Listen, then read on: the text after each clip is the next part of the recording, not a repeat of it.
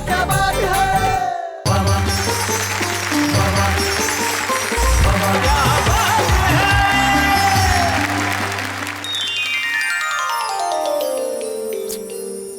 O my God, oh my God, oh my God, 17वीं बार lipstick लगा रही हूँ फिर भी शैलेश जी अभी तक नहीं आए। हेलो, वैसे तो मैं शो आराम से अकेली हैंडल कर सकती हूँ, पर क्या करें, बड़े बुजुर्ग को रिस्पेक्ट जो देना पड़ता है।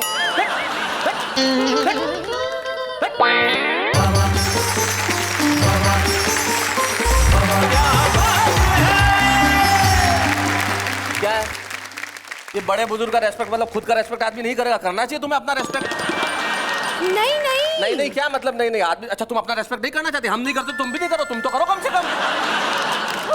अरे भाई मतलब यार शैलेश जी एक मिनट, आप इतने हाइपर क्यों है, इतना गुस्से में क्यों है आप? तुम्हारे साथ आदमी आगे का नॉर्मल रहेगा, पर उसके पहले यार ये बाहर ऐसे ऐसे लोग मिल जाते हैं, ऐसी की तैसी कर डालते हैं पूरे मूड की, पूरे दिन की। ओह गॉड, कौन ऐसा इंसान आपको मिल गया? क्या कौन मिला बताऊं तुम्हें? हाय, आपको कौन मिला? ये फालतू जोक मत मार, वैसे ही दिमाग बहुत खराब है। कौन मिला, एक मात्रा नहीं 2 मात्रा, कौन मिला कौन? ओहो, मिस्टर बच्चन मिले। हाय अरे मिस्टर बच्चन से भी ऊपर की चीज, हाय घायल टुकड़ा। हाँ घायल टुकड़ा, परेशान कर रखा है। शो में बुलाओ, शो में बुलाओ, बाबा शो में बुलाओ, कैसे बुलाओ यार? कैसे बुलाओ? हद करके मतलब घायल टुकड़ा कोई आदमी ही है? कोई आदमी है ये? ऐसी की तैसी कर डाल दी है। वही तो क्या। वैसे क्या कह रहे थे घायल टुकड़ा जी? घायल टुकड़ा मतलब कह रहा था कि देखो शैलेश जी मुझे शो में बुला दो, नहीं तो अच्छा नहीं होगा, मतलब कि मैं शो में आना चाहता हूँ, मैं बहुत शायरी कर रहा हूँ आजकल, सुबह शाम दोपहर, और शायरी नहीं करता तो शायरी की ऐसी तैसी जरूर करता हूँ। तो फाइनली आप घायल टुकड़ा बन ही चुके हैं। बन चुके मतलब है ही हम तो घायल टुकड़ा। तो फिर शैलेश जी तो मेरे लिए अच्छा कहते नहीं है, आप ही कुछ मेरे लिए अच्छा कह दीजिए। ऐसा होगा मतलब कि साथ में चली आएगी घर पे। अయ్यो, मजाक नहीं कर रहा कि तू घर के लिए नहीं, मैं घर के लिए नहीं, बाहर के लिए ठीक है, मतलब घूमने फिरने। हाँ हाँ बाहर के लिए ठीक है, शॉपिंग भी। क्या तू घर के लिए नहीं बाहर के लिए ठीक है, तेरी उम्र के हिसाब से तू मेरे फादर के लिए ठीक है। खैर साहब, ये घायल टुकड़ा तो जब आएंगे तब आएंगे शो में, लेकिन हम उन्हें बीच में आपसे इसी तरह से मिलाते रहेंगे। लेकिन पहले ये तो जान ले कि आज जो वो लोग आ रहे हैं जो आपको घायल करने वाले अपनी कविताओं से, वो क्या क्या करने वाले। करा दो जी करा दो, मेरी शादी करा दो, मेरे दिल पे यहाँ गुलजार, लाऊंगा मैं उसको बनारस का बागा गागा गागा गागा गान। करा दो जी करा दो, इसकी शादी करा दो, शादी करा दो।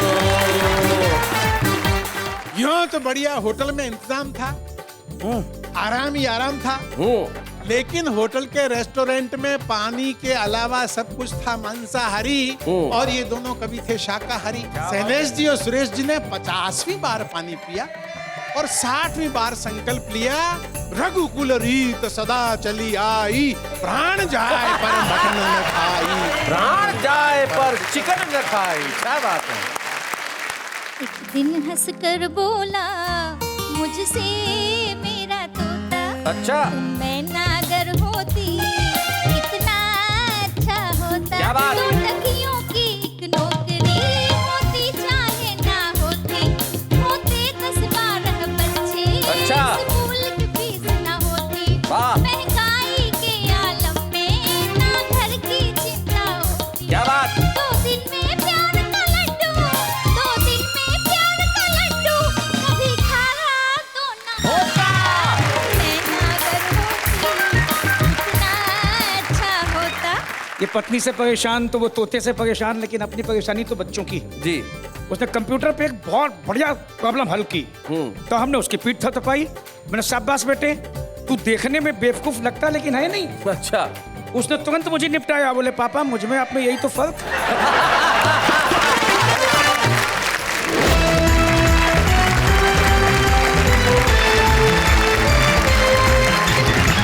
स्वागत है आपका उस शो में जिस शो ने हिंदुस्तान के कविता के इतिहास के अंदर तहलका मचा दिया। 100 से ज्यादा एपिसोड कर चुके हैं हम। वाह क्या बात है कि आज हमारी इस महफिल में उठेंगे ठहाके, बजेंगी तालियां, सुनाई जाएगी कविता, आपके घरों में बहेगी हंसी की नदी जिसमें तैर के आप बाहर निकलेंगे, और जब बाहर निकलेंगे तो होंगे खुश, चेहरों पे होगी मुस्कुराहट, और घर का हर सदस्य मिलकर यही कहेगा वाह वाह क्या का जो एपिसोड है, जो चारों लोग हैं, आज हमारे बुजुर्ग स्पेशल में जो बैठे हैं, तो तुम इनसे कनेक्ट करो। ओह हाउ स्वीट, मतलब माय प्रोग्रेस। नॉट प्रोग्रेस, आपके साथ के लोग, आपकी जिसको हम हरियाणा में कहते हैं जोट के लोग हैं, जो चारों में बैठे हुए हैं। आज इस बुजुर्ग स्पेशल में आप चारों का स्वागत है। अनीता जी, आप इस पे आपत्ति उठा रही है, जरा माइक उठाइए। हाँ हाँ, 2 पंक्तियां आपके लिए। स्वागत। के इंसान हैं आप, अपना पराया न देखिए। हाँ। जब प्यार बांटना है तो चेहरा न देखिए। उसके लिए मैं आपको सिर्फ 2 पंक्तियां कहना चाहता हूं कि जिंदगी के अंदर जरूरी नहीं है कि हर आदमी नायक ही हो। जिंदगी में क्या बात है? जरूरी नहीं है कि हर आदमी नायक ही हो, और चेहरा देखा भी जा सकता है अगर देखने लायक भी हो। चलिए माफ कीजिएगा, चेहरों की हम बात नहीं करते, हम उम्र की बात करते हैं। आज बुजुर्ग स्पेशल जो है, आदमी की उम्र के लिए हमारे कवि मित्र श्याम ज्वालामुखी वो एक बहुत बढ़िया बात कहते थे। वो कहते थे कि नोट की वैल्यू देखी जाती है, प्रिंटिंग डेट कौन देखता है। तो जीवन में वैल्यू जो है वो हमेशा बनी रहनी चाहिए। और हमारे बड़े वैल्यूबल कवि हमारे बीच में हैं, जो चारों हमारे साथ बैठे हैं। मुजावर मालेगावी, अनीता सोनी, आशुतोष नटले, सुरेश अवस्थी। एक बार इनके लिए जोरदार तालियां, और हम कहते हैं वाह वाह क्या बात है। स्वागत है आपका। तो आइए महफिल की शुरुआत करते हैं। महफिल की शुरुआत उस कवि से करते हैं जिसके पास कविताएं अलग अलग है लेकिन जैकेट एक है। मुजावर मालेगावी, जोरदार तालियों के साथ।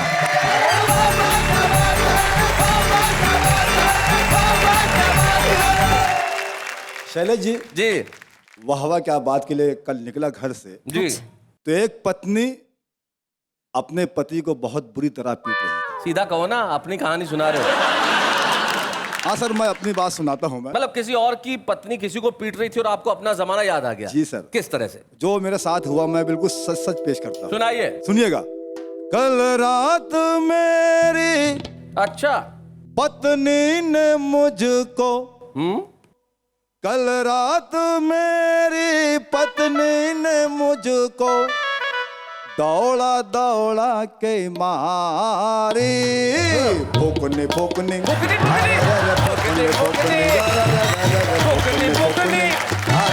फूकने इतनी बड़ी बरसों बाद मुझको, इतनी बड़ी बरसों बाद मुझको मिट गई मेरी सारी खुजली खुजली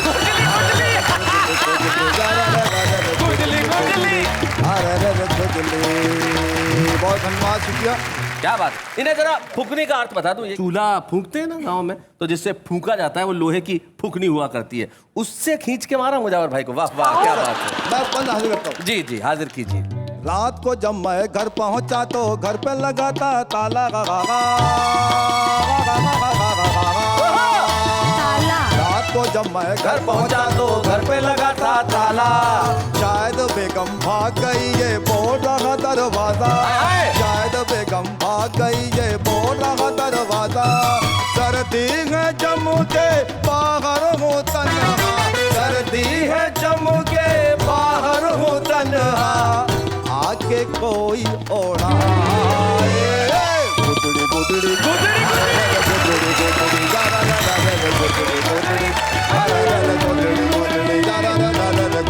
गुदड़ी अरे गुदड़ी। ये बंद को दरखास्त सुनिएगा। सुनाइए।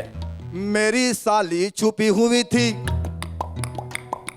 मेरी साली छुपी हुई थी मुर्गी के दरबे में। साली मेरी छुपी हुई थी मुर्गी के दरबे में। क्या साली है? खटखट की आवाज जो आई रात के सन्नाटे में, रात के सन्नाटे में। तो सासू मेरी आवाज सुन के, तो सासू मेरी आवाज सुन के मुझसे घबरा के बोली, उसी बकरी बकरी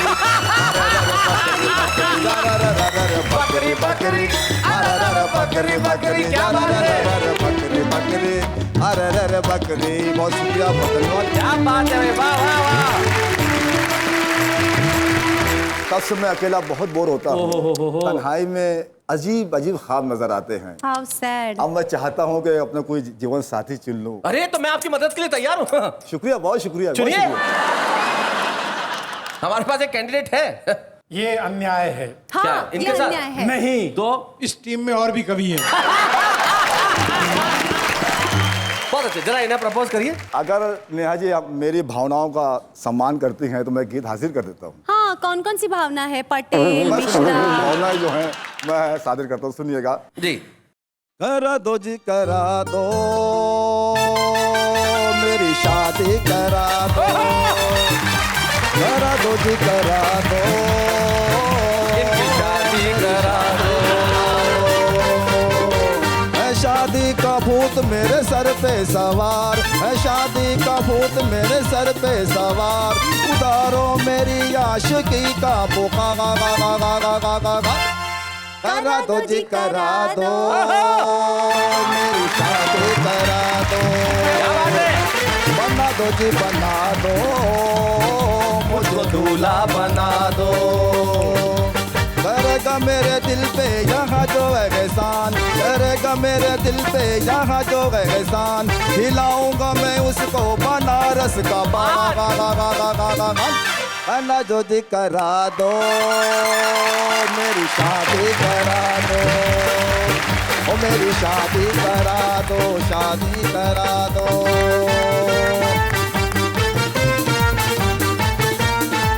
क्या बात है? प्रेम नगर का हूँ आशिक पुराना प्रेम नगर का हूँ आशिक पुराना एक पत्नी का दिल है दीवाना 60 बरस का हूँ अब तक कुंवारा 60 बरस का हूँ अब तक कुंवारा ढूंढता हूँ बाहों का सहारा ढूंढता हूँ बाहों का सहारा सोनी पड़ी है दिल की अटरिया एक जमाने से बजा दो जी बजा दो मेरी पुंगी बजा दो शहनाई बजा दो मेरी पुंगी बजा दो ये बंद बता सुनिएगा चलिए सुनिएगा जी। जो भी हसीना मेरे पास आए अच्छा। पहले वो खट्टी कविता सुनाए जैसे ही दिल उसको आई लव यू बोले जैसे ही दिल उसको आई लव यू बोले मार के ठुमका मुझे भाग जाए चूल्हा बेचारा ठंडा पड़ा है मेरे जीवन का पका दो जी पका दो मेरी खिचड़ी पका दो पका दो जी पका दो मेरी खिचड़ी पका दो करेगा मेरे जो रेगिस्तान खिलाऊंगा मैं उसको बनारस का करा दो जी बना दो मुझको दूल्हा बना दो दूल्हा बना दो करा दो जी करा दो इसकी शादी करा दो शादी करा दो। क्या बात है? अंतिम बंद जी देखिएगा डॉक्टर साहब जो भी मेरा जीवन साथी बनेगा जो भी मेरा जीवन साथी बनेगा जो मेरे बालों में कंघी करेगा क्या सपना है? हर रोज उसकी मैं सेवा करूंगा खाना पकाऊंगा पानी भरूंगा खाना पकाऊंगा पानी भरूंगा माना कि मैंने हरी बहुत है मेरे जीवन का उठा दो जी उठा दो मेरा डोला उठा दो जी उठा दो मेरा डोला उठा दो करेगा मेरे दिल पे यहाँ जो एहसान करेगा मेरे दिल पे यहाँ जो एहसान खिलाऊंगा मैं उसको बनारस का करा दो जी करा दो शैलेश जी इसकी शादी करा दो।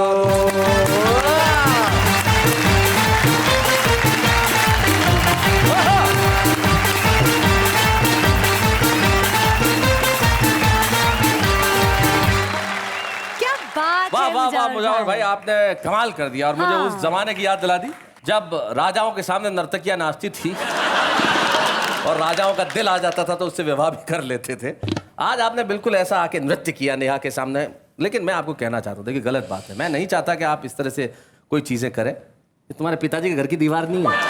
नहीं, आपको राजा वो जमाने में लेके जा रहे थे तो मैंने सोचा मैं तो किसी और जमाने में जाऊंगा तो वो करने लगोगी। मैं कहना चाहता हूँ मुजावर भाई, यहाँ प्रपोज मत करो। एक लड़का बहुत दिनों से कह रहा था, मुझे कहता वो बात एक बार नेहा हाँ भर दे नहीं तो मैं मर जाऊंगा। मैंने कहा हाँ भर देगी तो वैसे ही मर जाएगा, इसलिए मैं नहीं चाहता कि आपके साथ कोई दिक्कतें हो मुजावर भाई। मैं चाहता हूँ कि आप बिल्कुल अपनी जिंदगी में ठीक ठाक रहें। आइए हम अगले प्रत्याशी से मिलते हैं, वो प्रत्याशी जिन्होंने जीवन में जवानी में ऐसे बहुत सारे ऐतिहासिक घटनाओं को अंजाम दिया जिन्हें हम आज भी याद करते हैं। बचपन में उन्होंने ये जो स्किन है आप देखिए, जो लाल बूंद आश्कर नटल नजर आ रहे हैं, इसका एक वैज्ञानिक कारण है। जी, बचपन में गांव में रहे हैं जहां ऊंटनी का दूध इन्होंने पिया है। ऊंटनी का? जी लोग गाय का, बकरी का, बिल्कुल सच्ची बात बता रहा हूं मैं। वही कारण है जो आज आश्कर नटल बाईपास सर्जरी के बाद भी यहाँ इस तरह से बड़े सशक्त होके और पूरे उत्साह और उमंग के साथ बैठ के कविता बोलने के लिए आए हैं। डेफिनेटली आश्कर नटल जी, मैं सारे देश को बता देना चाहता हूँ कि आपकी बाईपास सर्जरी हुई है, सिर्फ इसलिए बता देना चाहता हूँ कि उनको मालूम है कि ये चीज सिर्फ बुढ़ापे में ही होती है। आइए आश्कर नटल, जोरदार तालियों के साथ।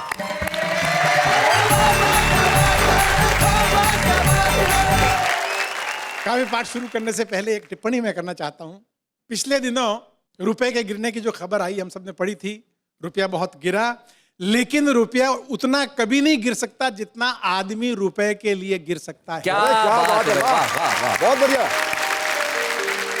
अब जिस कविता के लिए मुझे मंच से आदेश हुआ है मैं वो सुनाना चाहता हूँ। कविता का शीर्षक है वेजिटेरियन कवि इन अमेरिका। वेजिटेरियन कवि इन अमेरिका। ये कविता मैंने शैलेश लोढ़ा और सुरेश जी पे लिखी है। जी हाँ, लोग बाग नेताओं पे लिखते हैं, लोग बाग पुलिस वालों पे लिखते हैं, मेरे पास उससे बढ़िया माल रखा हुआ था। मैंने इन पे लिखी और दोनों के बारे में परिचय में मैं आपको बता दूं, दोनों शुद्ध शाकाहारी हैं, पक्के, खाने में लहसुन भी नहीं खाते, बिल्कुल नहीं। खाने में इन दोनों को पराठे बहुत पसंद है। पराठों के लिए अपनी रेट भी आदि कर देते हैं और कभी कभी तो मुफ्त में भी चले जाते हैं। बिल्कुल, क्या बात है, कितना जानते हैं आप मेरे लिए। तो साहब कुछ साल पहले ये दोनों अमेरिका गए थे और एक ऐसे होटल में बंदोबस्त हो गया जहां पे शाकाहारी खाने को कुछ भी नहीं था। 2 दिन तक लगातार भूख से मरने की नौबत आ गई और मैंने एक शेर सुना, उसमें एक पंक्ति है कि भूख इंसान को गद्दार बना देती है लेकिन भूख इन बहादुरों को मांसाहारी तक नहीं बना सकी। क्या बात। एक बार इनके सम्मान में तालियां बजा दीजिए। क्या बात, धन्यवाद धन्यवाद। यूं तो बढ़िया होटल में इंतजाम था, आराम ही आराम था, लेकिन होटल के रेस्टोरेंट में पानी के अलावा सब कुछ था मांसाहारी और ये दोनों कवि थे शाकाहारी। धर्म बचाते तो प्राण गंवाते, प्राण बचाते तो धर्म गंवाते। किससे करते फरियाद, आयोजक आने वाला था 2 दिन बाद। शैलेश जी और सुरेश जी ने 50वीं बार पानी पिया और 60वीं बार संकल्प लिया, रघुकुल रीत सदा चली आई, प्राण जाए पर मटन न खाई, प्राण जाए पर चिकन न खाई। क्या बात है। टीवी पर न्यूज आ रही थी, अगले साल अमेरिका वाले मंगल पे पहुंच जाएंगे। शैलेश जी बोले ये अमेरिका वाले मंगल पे तो पता नहीं पहुंच पाएंगे कि नहीं पहुंच पाएंगे, इनकी धरती पे एकाध कवि भूख से मर गया तो नरक जरूर पहुंच जाएंगे।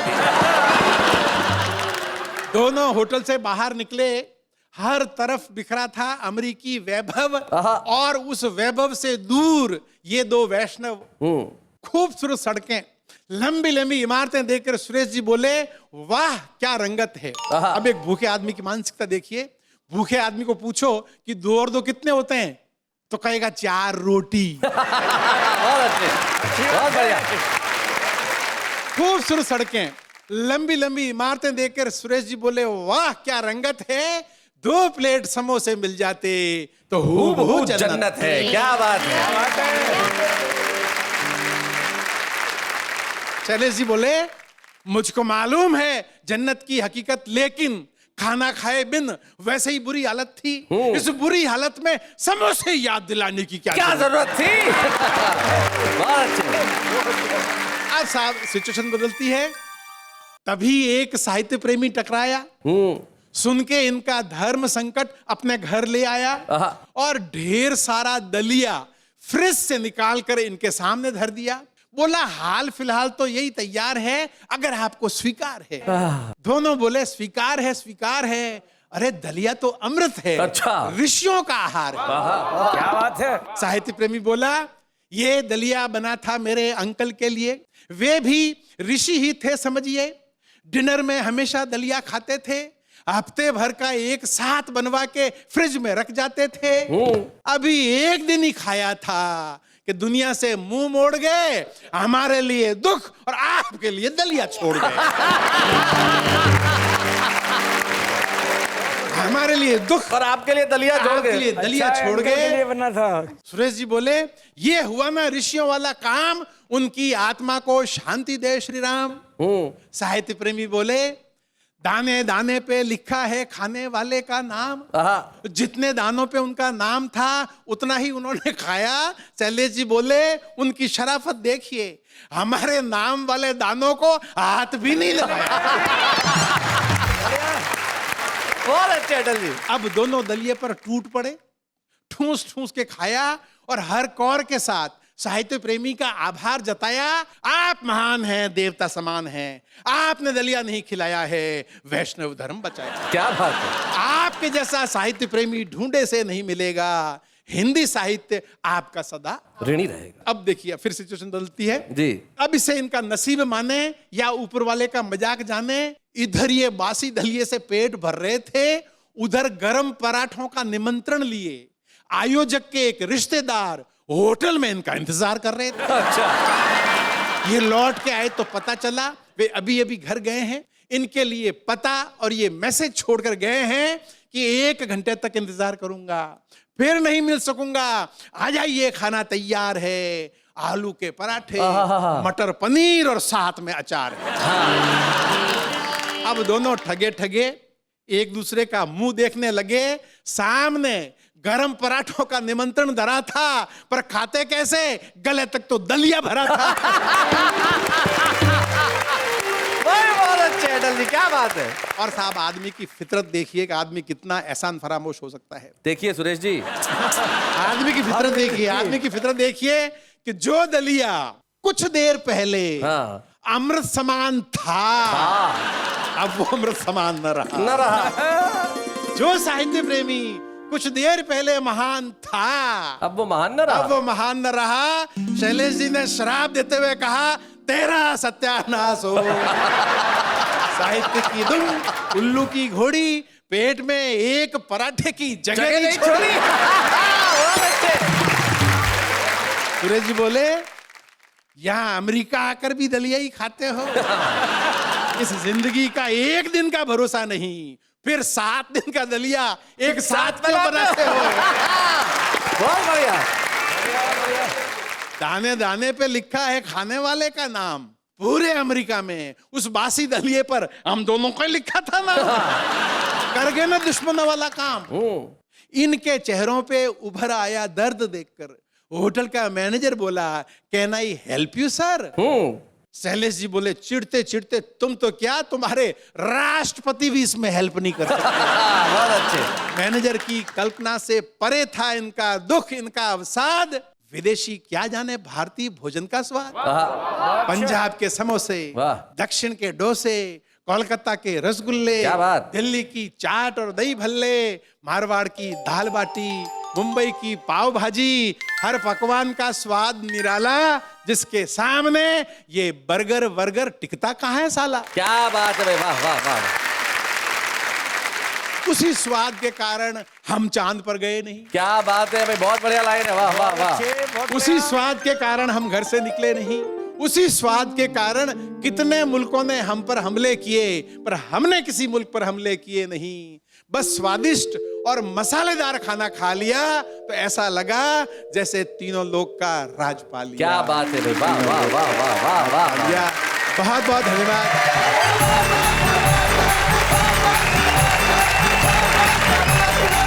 भाई आश्कर अटल, बहुत बढ़िया कविता आपने सुनाई, अद्भुत कविता। सिचुएशन हास्य की, आपके खाने पीने के कितने शौकीन है तो पता चल ही गया। आश्कर अटल एक बार सुरेश अवस्थी के घर खाना खाने गए थे, मुझे अच्छी तरह से याद है। और सुरेश जी की पत्नी इन्हें खाना खिला रही थी। बोले अटल जी रसगुल्ला लीजिए, रसगुल्ला लीजिए। अरे नहीं नहीं भाभी जी, मैं ऑलरेडी 4 खा चुका हूँ। अरे बोले नहीं खाए तो आपने 9 है, गिन कौन रहा है। और आइए मुजावर मालेगावी और आश्कर अटल के बाद अब उम्र के इस दौर में सुनते हैं अनीता सोनी को जोरदार तालियों के साथ।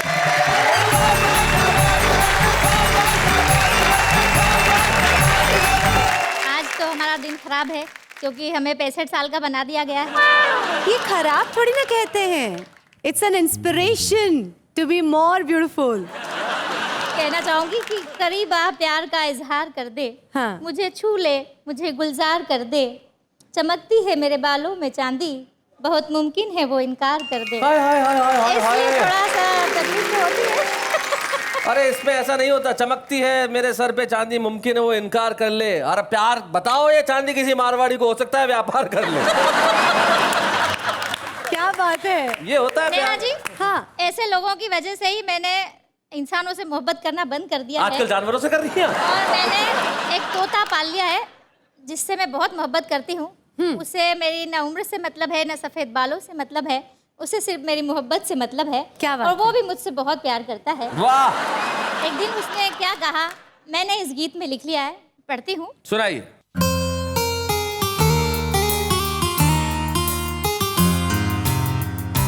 वाह लगन वाह। एक दिन हंस कर बोला मुझसे मेरा तोता, अच्छा। एक दिन हंस कर बोला मुझसे मेरा तोता, तुम मैना अगर होती कितना अच्छा होता, तुम मैना अगर होती? मैना अगर कितना अच्छा होती होता? कितना अच्छा होता? कितना अच्छा होता। एक डाल पे बैठ के करते हम प्यार की मीठी बातें, बाहों में बाहें डाले हम प्यार के नगमे गाते, मैं प्यार से देखा करता तुमको इमलियां खाते, हम दिन भर चोंच लड़ाते, हम दिन भर चोंच लड़ाते, दुनिया का डर न होता, तुम मैना अगर होती कितना अच्छा होता। क्या बात है। न दहेज ही देना पड़ता, तेरा बाप मजे से उड़ता, और देख के अपनी मोहब्बत वो बगल का कौवा सड़ता। क्या बात। ना लाज शर्म का लफड़ा, न पजामा पहनना पड़ता, बिन बेडरूम हर डाले पर, बिन बेडरूम हर डाले पर हनीमून हमारा होता, तुम मैना अगर होती कितना अच्छा होता। दो टकियों की एक नौकरी होती चाहे ना होती, होते 10-12 बच्चे, अच्छा। स्कूल की फीस ना होती, वाह। महंगाई के आलम में ना घर की चिंता होती। क्या बात। 2 दिन में प्यार का लड्डू, 2 दिन में प्यार का लड्डू, कभी खारा तो ना होता। मैना अगर होती कितना अच्छा होता, ना पानी पानी करते, ना बत्ती हमारी बुझती, वाह, वाह। गड्ढे वाली सड़कों पर ना हड्डी हमारी सरकती, रिश्वत दे दे कर इतनी ना कमर हमारी झुकती, नेताओं से बेईमानों से, वाह। नेताओं से बेईमानों से ना लेना देना होता। क्या बात है। मैना अगर होती कितना अच्छा होता। क्या बात है। वाह वाह वाह।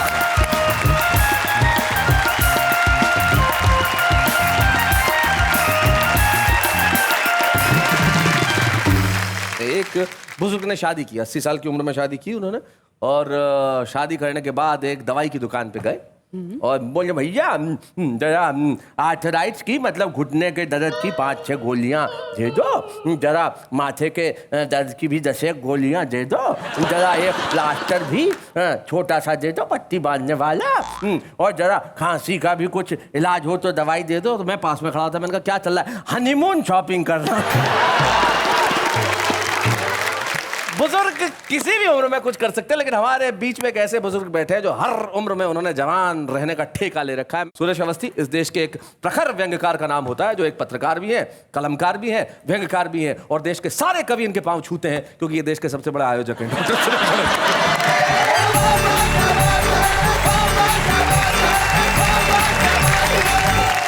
मैं आपको बधाई देता हूँ, आजकल आप तोते से काम चला रहे हैं। लेकिन सच ये है कि ना इनके पास तोता है ना मेरे पास तोती है। दोनों वाह वाह क्या बात में आ गए, आजकल दोनों एंकरिंग कर रहे हैं। शैलेश भाई, एक काम आपको वाह वाह क्या बात में और करना चाहिए जी। मुजावर मालेगांवी जी का एक अंतरराष्ट्रीय सम्मान होना चाहिए, और इसलिए होना चाहिए क्योंकि कल माल पड़ी, आज गाना गा रहे हैं, ऊपर से नाच रहे हैं। हमारे आपके घर में इतनी बार सांस्कृतिक कार्यक्रम हुआ, एक दूसरे को बताने के अलावा कभी किसी को बताया? भाई आपने मुझे हमेशा बताया जब जब आपको पड़ी। आपने मुझे बताया? ये हिम्मत का काम है जो आज मुजफ्फर जी ने किया है। बिल्कुल बिल्कुल। और इसके ऊपर दूसरी शादी की तैयारी। ये पत्नी से परेशान तो वो तोते से परेशान, लेकिन अपनी परेशानी तो बच्चों की है। जी। किसके? 7-8 साल का बेटा जी। उसने कंप्यूटर पे एक बहुत बढ़िया प्रॉब्लम हल की, तो हमने उसकी पीठ थपथपाई। मैंने शाबाश बेटे, तू देखने में बेवकूफ लगता लेकिन है नहीं। अच्छा। उसने तुरंत मुझे निपटाया, बोले पापा मुझ में आप में यही तो फर्क। क्या बात है। बहुत अच्छे। रामलीला दिखा के लौटा तो मैंने उससे एक सवाल किया तो बड़ी दूर की कौड़ी लेके आया। बहुत बढ़िया जवाब दिया उसने। हमने उससे पूछा बेटे बता कि कुंभकर्ण एक दिन जगता था, 6 महीने सोता था, ऐसा क्यों होता था? बेटा बोला पापा कुंभकर्ण बड़ा महान था, बाहर से राक्षस था, भीतर से इंसान था। वाह वाह, बढ़िया बात है। बाहर से राक्षस था, भीतर से इंसान था। उसके एक बहन थी, 2 भाई थे, सबके सब बदमाश थे, सबके सब हरजाई थे। बड़ा भाई रावण घमंडी इतना कि खुद को भगवान कहता था। छोटा भाई विभीषण बड़े भाई को मरवा के गद्दी हथियाने की कोशिश में रहता था। वाह। और बहन सूर्पनखा दिन भर आवारा लड़कियों की तरह गली गली में डोलती थी, और जहां कहीं लक्ष्मण जैसा खूबसूरत नौजवान दिखता था, शादी करोगे ये बोलती थी। जी।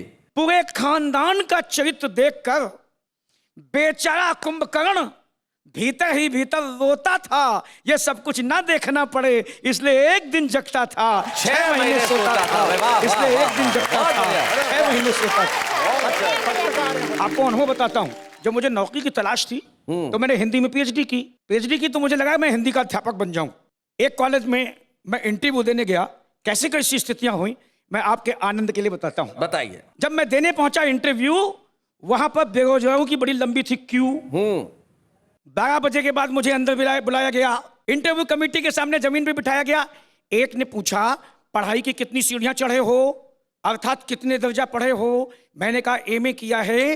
बोला ठीक है, लेकिन ये बताओ बीए का इम्तिहान क्यों नहीं दिया? मुझे हंसी तो आई लेकिन मैं हंस नहीं पाया खुलकर। मैंने कहा एमए बीए के बाद ही आता है सर। अगला सवाल तो उसका बहुत ही टाइट था। बोला एमए में कितने विषय थे और कौन सा साइड था? अच्छा।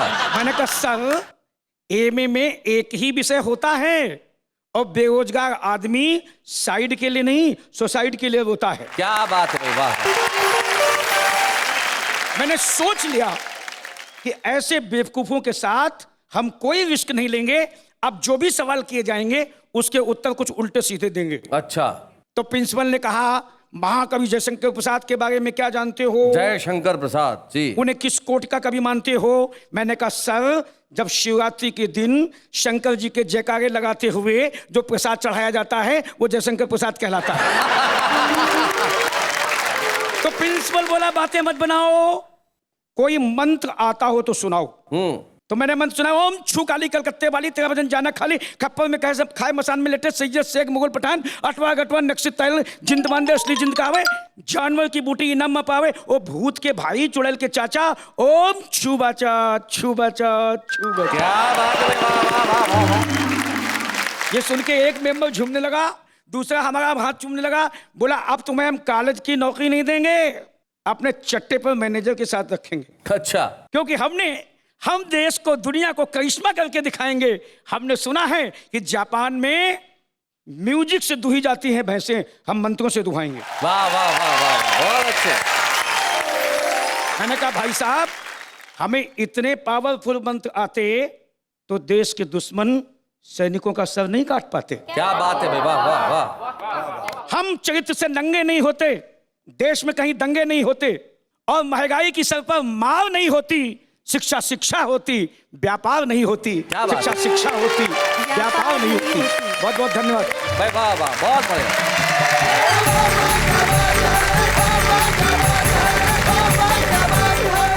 हम जो हमारा सेगमेंट छुपे रुस्तम का करते हैं उसमें यही कोशिश करते हैं कि हम ऐसे मासूम कवियों को ढूंढ के लेके आए जो अलग अलग शहरों के अलग अलग गांवों के अलग अलग कोनों में बैठे हैं, कविताएं लिखते हैं और अभी तक दुनिया की निगाहों के सामने नहीं आ पाए हैं। आज एक ऐसी ही छुपी रुस्तम हमारे बीच में है, जो नागपुर से आई हैं और पेशे से एक गायनेकोलॉजिस्ट हैं, एक पढ़ी लिखी स्त्री रोग विशेषज्ञ हैं। क्या वो एक बात डॉक्टर है, लेकिन हिंदी में कविताएं करती हैं और उनकी कविताओं की मासूमियत हम आपके समक्ष पेश करते हैं। आज की छुपी रुस्तम नागपुर की डॉक्टर सुष्मीत।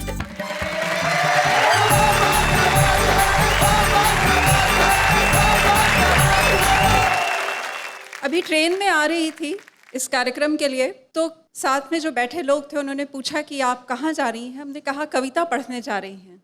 तो कहने लगे कि आप तो डॉक्टर हैं। हमने कहा हाँ। तब एक महिला बड़ी सहानुभूति जताते हुए बोली, अरे अरे बेचारी की प्रैक्टिस भी नहीं चलती। बहुत अच्छे। हमारे एक मित्र डॉक्टर थे, उनका क्लिनिक चलता ही नहीं था। पूछिए सुरेश अवस्थी जी क्यों नहीं चलता था? क्यों नहीं चलता था? क्लिनिक था 2nd फ्लोर पे और उन्होंने नीचे नाम लिखा हुआ था, डॉक्टर श्याम, ऊपर जाने का रास्ता। आजकल महंगाई बड़ी है और हर चीज़ में मिलावट, हम सब परेशान हैं। तो इसी मिलावट पर कुछ लिखा है जी सुनाए। कि एक दिन नाश्ते की टेबल पर मच गया गदर। टोस्ट तो करारे बन गए थे, फ्रिज खोला तो खत्म था बटर। अच्छा। हम झल्लाए, हमने कहा क्या अब सूखा टोस्ट चबाएंगे? ये बोले नहीं प्रिय, तुम्हारा फेस क्रीम है ना, उसे टोस्ट पर लगाकर खाएंगे। अच्छा, फेस क्रीम। हम घबराए, तुम्हारी अकल क्या घास चरने निकली है? हाँ। ये बोले पगली, तुम्हारे फेस क्रीम में ही तो केसर, बादाम और मलाई असली है। बहुत अच्छे, बहुत बढ़िया। देखती नहीं हर चीज में कितनी मिलावट है, फलों पर सजी कितने केमिकल्स की सजावट है। वाह।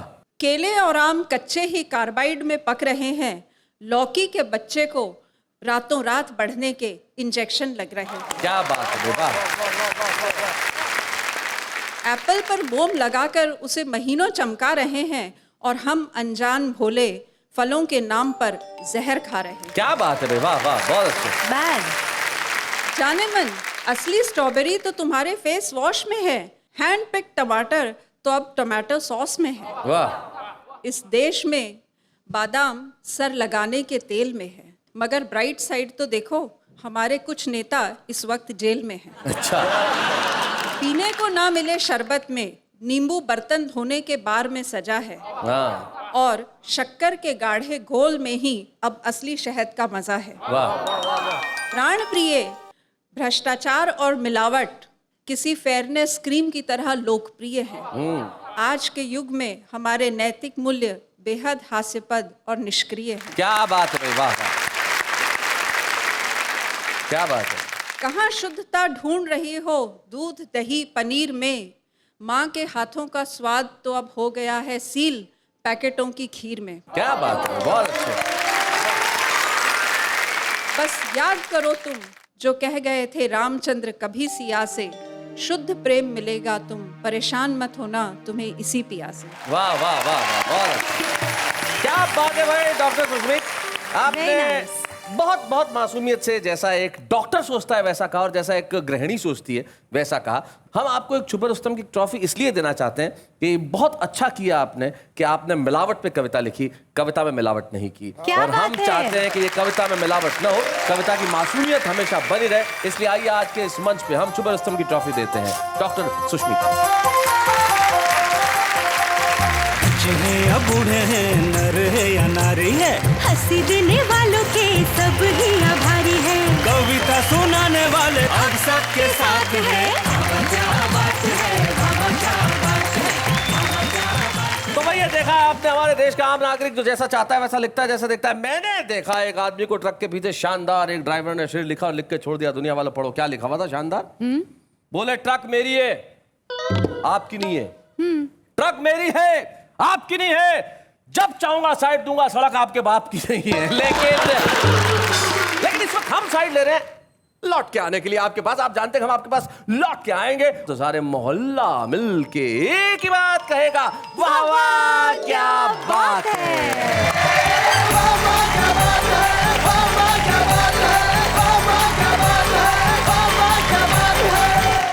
ऐसे और भी मजेदार वीडियो के लिए हमारे चैनल को लाइक, शेयर और सब्सक्राइब करें।